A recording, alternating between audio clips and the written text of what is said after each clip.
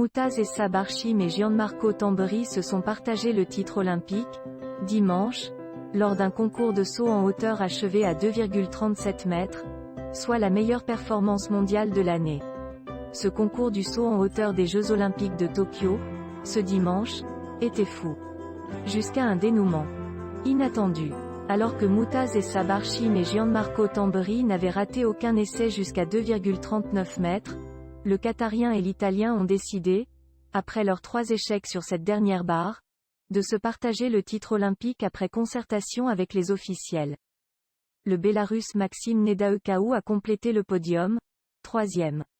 Les 3 hommes ont tous les 3 franchi 2,37 mètres, mais si Barshim et Tamberi ont été classés à égalité parfaite pour la médaille d'or, ils ont devancé le Bélarus au nombre d'essais. Faisant preuve d'une incroyable aisance à chacun de ses passages, le double champion du monde qatarien n'a jamais tremblé. Après 2 Olympiades conclues sur la 2e marche du podium, à Londres en 2012 puis Rio en 2016, Barshim a enfin concrétisé la domination qu'il impose depuis de nombreuses années. Gianmarco Tamberi, parmi les derniers sauteurs à s'élancer sur ce concours, a parfaitement su gérer la pression. Champion d'Europe en salle en 2019, 2,32 mètres, l'Italien n'avait pris que la 8e place lors des mondiaux de Doha la même année. À Tokyo, il s'est rapproché très près de son record personnel, 2,39 mètres, afin de s'offrir la plus belle consécration de sa carrière.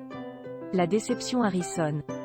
Détenteur de la meilleure performance mondiale de l'année, 2,36 mètres, avant les Jeux, le prodige américain Juvon Harrison n'est pas parvenu à accrocher le podium, lui qui participera également à la finale du saut en longueur lundi.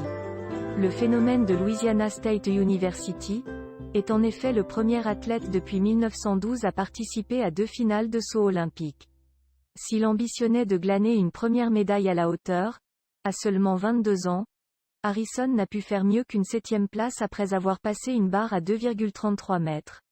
L'Américain a bien tenté de faire l'impasse sur 2,35 mètres, puis 2,37 mètres, mais la dernière marche était trop haute pour lui.